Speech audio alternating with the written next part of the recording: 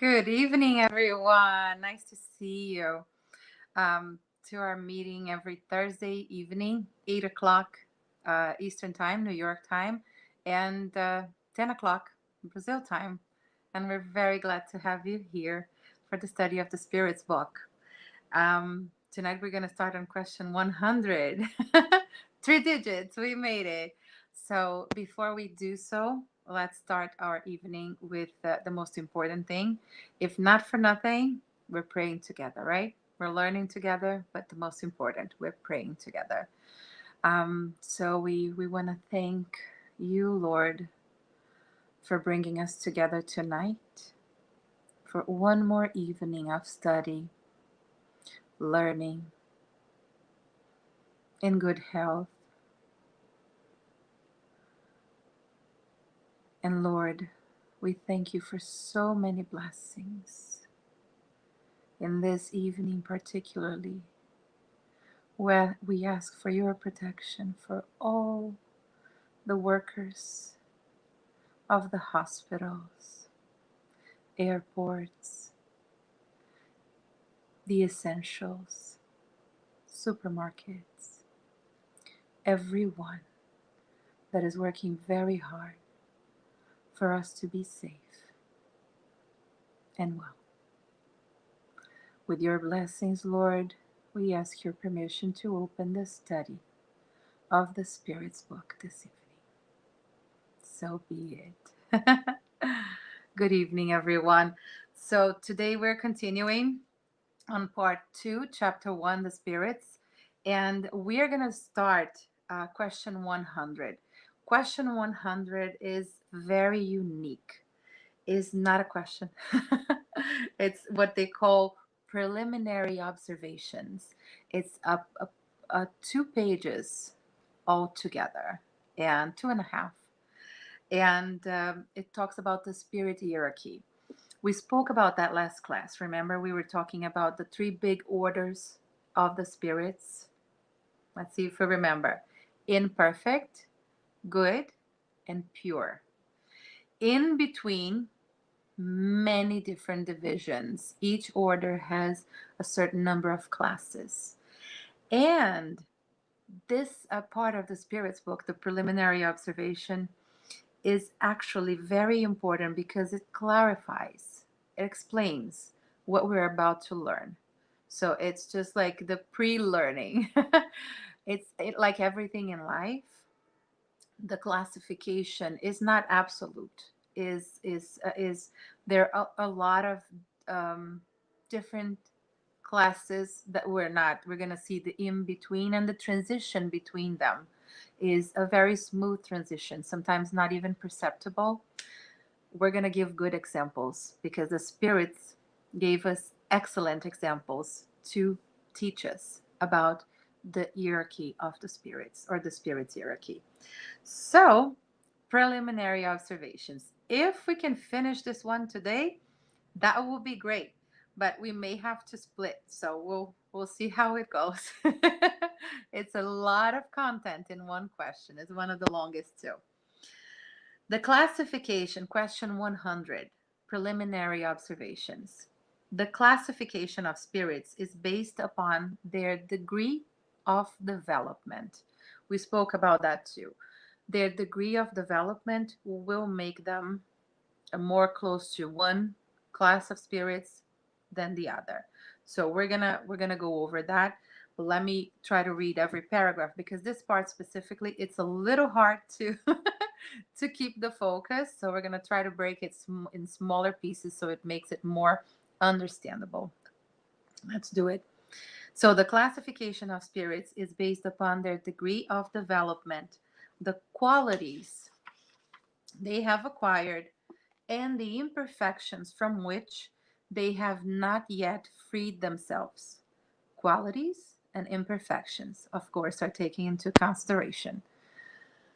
This classification is by no means absolute.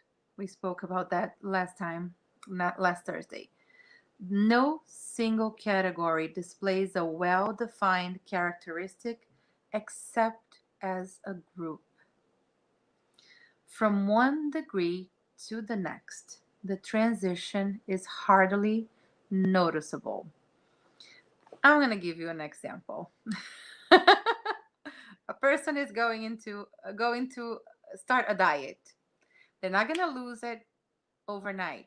So sometimes you're only going to notice when the person has lost a lot of pounds, but the in between is what? Hardly noticeable. Lost 1 pound, lost 2 pounds, 3 pounds, no one noticed. 5 pounds, 10 pounds, then it becomes noticeable. Like many other things.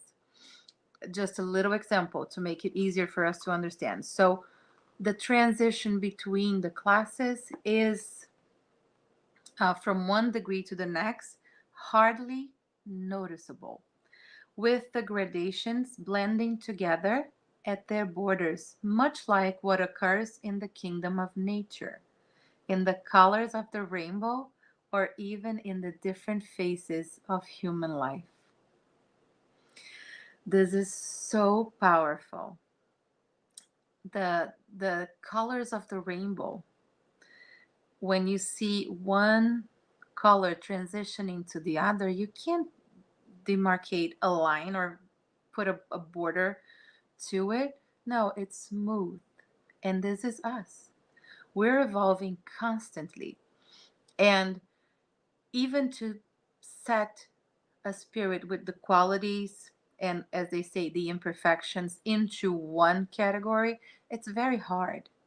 It's not like the spirits are going to tell Kardec that humans, we in matter, incarnated, we have the systems. For them, it's simpler. It's just thought. We are occupied in creating systems, terms. The spirits, it's easier. They're not concerned about that classification.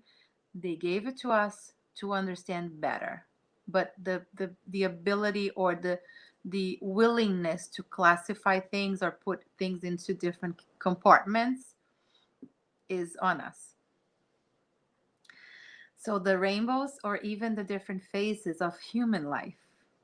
Isn't that amazing when you don't see a kid for quite a while and they have changed so much? And to the parents or to the ones that um, live with them, they don't see the little changes. But for a person that hasn't seen that kid for a little while, what happens when we see the kid and the kid is grown? We get impacted.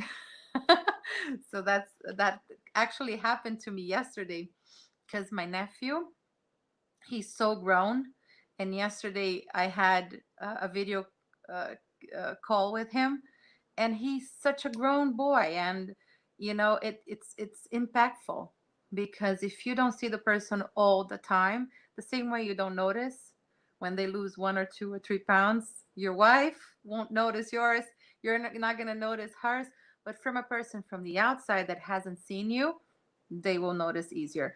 But the gradations, this is what the spirits try to explain to us. Thus, we may form a larger or smaller number of classes depending on how we consider the subject. Such is the case with all systems of scientific classification. These systems may entail various degrees of completeness, reasonableness, or convenience for the intellect. In whichever way they are viewed, however, in reality, they change nothing regarding science itself. In this regard, the spirits questioned about this could have given various answers as to the number of categories without harming the overall idea. So we know, let me put a parenthesis here. We know when Kardec started, um, when all the phenomena of the turning tables in France, it was happening not only in France, it was happening all over. And the communications were kind of like the same in different parts. So the question was made and the answers were very similar. In this part, what the Kardec is trying to explain to us is, even though the spirits could have given different answers regarding the orders, regarding the classes, that doesn't harm the overall idea. Because, and then we're going to go over that. It's going to explain, everyone will explain something according to their level of development too. It's so funny. If you talk to a priest about faith, he will give you an answer. If you talk to a pastor about faith, he will give you another. If you talk to a person that's walking on the street that doesn't believe in anything, we'll give you a different one.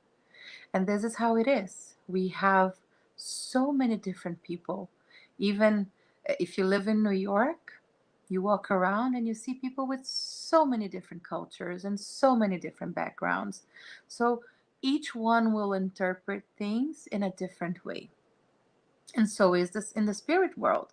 When I transition to the spiritual world, when it comes my time, I will carry everything that I am. I'm not going to wake up there in a totally different manner. And it doesn't happen the other way around. Like a spirit that, the same way, didn't know anything about the spirituality. When this person transitions to the spiritual world and leaves the physical body, they will have the same level of knowledge that they acquired here. And that will be a much harder transition for them, much harder, because they will not understand what's going on. So the better we understand, better it is for us, because more prepared we will be when it comes to time. We never know when the time is when is our time. We know that that is one certain thing in life, right? That is going to happen to all of us. And so this is really, really amazing how he puts it here. It doesn't harm the overall idea. There are persons who have rather latched onto this seeming contradiction without considering the fact that spirits do not give any importance to what is purely conventional. I love this. Spirits do not give any importance to what is purely conventional. Do we think that they're not super busy taking care of important matters? In the other side, there is a book, this little book, O Evangelho de Chico Xavier, the Gospel of Chico Xavier. It's so cute. It's a tiny little book, and it has a lesson about that. It's one of the parts. It's not. It's about the book of Carlos Bacelli, if I'm not mistaken. We'll put on the description. Gustavo will help us later to to put a link for the book. He speaks about that. It's Chico Xavier saying, not one of the spirits, and he says, if you think they are concerned to what all the little things that you're doing here, no, they're very busy taking care of their occupations in the spiritual life, in the spiritual world. So, and this is basically something that was told us 1857 by the spirits that communicated with Kardec. Spirits do not give any importance to what is purely conventional. We set up the conventions. They do their job. They're concerned with the general well-being of all of us, making sure that we get the support we need to carry on with our activities here. And this is beautiful. So, continuing. For them, the thought is everything. To us, they leave the form, the choice of terms, the classification, in a word, the classifications, in a word, the systems. And it's not that it's not important. Having systems, classifications, choice of terms, and form, it is important. But the form is never more important than the essence. We need to learn that lesson. Sometimes something doesn't come with the form that we want it to be, But in essence, it's truly one important thing that we need to grasp: the essence of things. And this is what they're trying to teach us. This next paragraph is amazing. Furthermore, we would add yet one more consideration that we must always keep in mind. Among spirits, as among human beings, there are some who are very ignorant, and we must always be on our guard against the tendency to believe that they know everything simply because they are spirits. What we spoke, it doesn't change. You left here without knowing things. It's not because you're gonna be in the spiritual world that we're gonna suddenly get all the knowledge, all the wisdom. Not quite like that. Takes effort, takes time, takes discipline. Every attempt at classification demands method analysis and an in-depth knowledge of the subject. In addition, just like the ignorant in this world, there are those in the spirit world with limited knowledge who are incapable of learning and formulating any kind of system. Again, they leave the classification to us, the systems, the form. They give us the thought, the idea, the essence. But some spirits would not even have the knowledge to share. So there has to exist that filter. Because if Kardec would have used every single communication as relevant to this work, we would have a lot of conflicting ideas here. And the spirits, some questions, as I went over before, they were answered precisely the same in different parts of the world. That was the confirmation. And some of them that pretentiously full of knowledge were not. And we're going to see that when we continue. They only know or comprehend any classification imperfectly.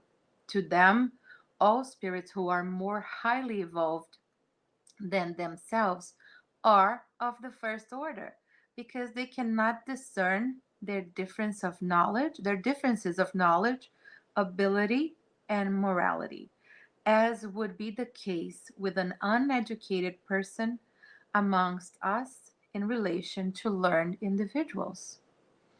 So, for a person who's in elementary school, for a kid that's in elementary school, a person that is um, a PhD or even in the university, just giving an example, would be a god, because their knowledge compared to theirs is is much more, because there was a progress that was made. So we have to see like that sometimes the spirits don't even have the knowledge to understand how grand they are, how beautiful is the knowledge, because they have no access to even understanding that. And that's a very, very good point. This is why we can't take things black and white in a sense that, oh, this person told me that, or I received that communication and that is the truth.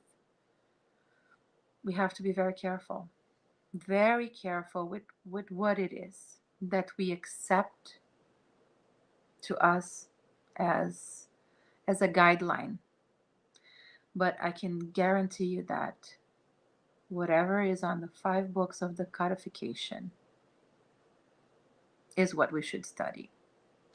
And anything that goes against it, I would just use my own judgment and perceive if that information is really according to the principles of the doctrine, of the Spiritist doctrine. So this is the filter that they used. Even those who may be capable of formulating a system can vary in the details according to their own points of view, especially when a division has nothing absolute about it. There's nothing absolute about what we're going to study in the next few classes. of the Spirits book, because the transition between the classes of the Order of Spirits within the Order of Spirits is very fluidic, like the colors of the rainbow.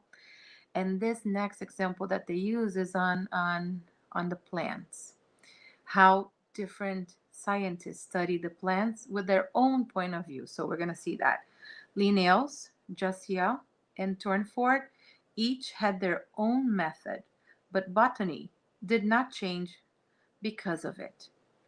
They invented neither plants nor their characteristics, but merely observed analogies, forming groups and classes accordingly. We have done the same. We invented neither spirits nor their characteristics.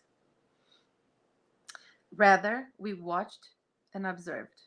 We judged by their words and acts. Words and acts. This is what speaks loud, right? Sometimes the words could even make it sound a little sweet, but the acts will then confirm or not the intention.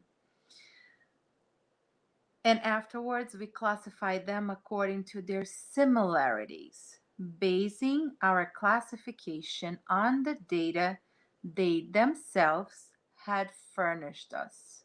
So the spirits gave the information, and then we had to try to categorize them according to our systems, our form, and our choice of terms. The spirits generally acknowledge three main categories or large divisions. In the last category and at the bottom of the scale are the imperfect spirits. Bottom, imperfect. Characterized by the predominance of matter over spirit and their inclination towards evil. We went over that last class, right? Inclination towards evil and predominance of matter over spirit. Then they're in the bottom, the imperfect spirits. Those of the second are characterized by the predominance of the spirit nature over matter and their desire to practice goodness.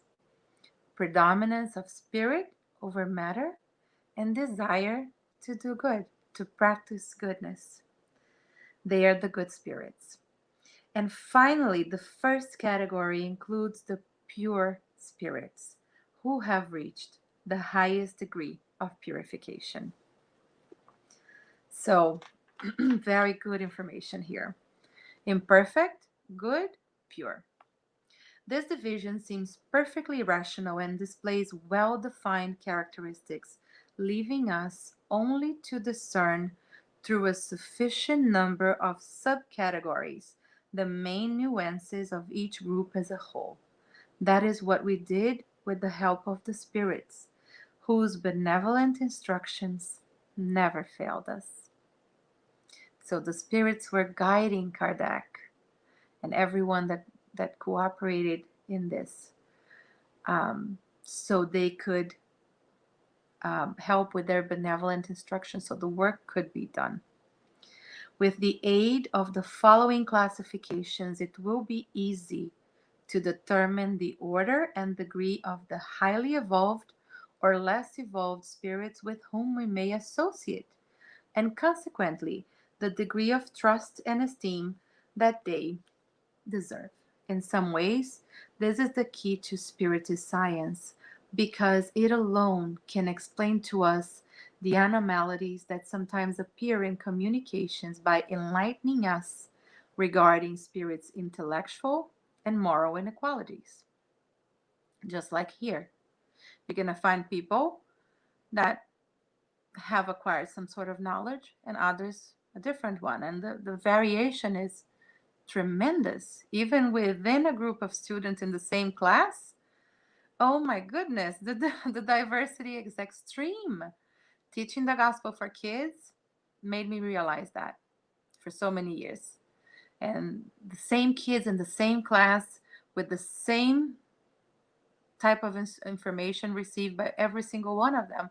Every single one of them process everything differently because of their level of development. However, we should note that spirits do not always and exclusively belong to this or that class. Their progress is gradual. Their progress is gradual. And since it often occurs in one area more than in another, they can display characteristics of several categories in effect, which is easy to discern through their language and acts. Let's be honest, even us, we float in one day in so many different things. When we're calmer, we have better words, we have a better attitude. When we are agitated or something happens, sometimes it's hard to control. So this is the explanation we had here, and we were able to finish the preliminary with the question 100. So this is wonderful. Life is composed of a multitude of nuances, differences. We're all one, but everything is different according to the different level of development. So next class, we're going to start studying the third order, the imperfect spirits. Be present, be with us, and we're going to have fun studying that. And starts on the 10th class, and we'll go all the way up to the pure spirits. So to conclude our meeting of tonight, our class of tonight, our study of tonight, let's say a prayer and thank God for bringing us together this evening once more and providing us the soothing balm of knowledge. May we have the discipline to acquire more and more knowledge and be useful and put it to use in our daily lives.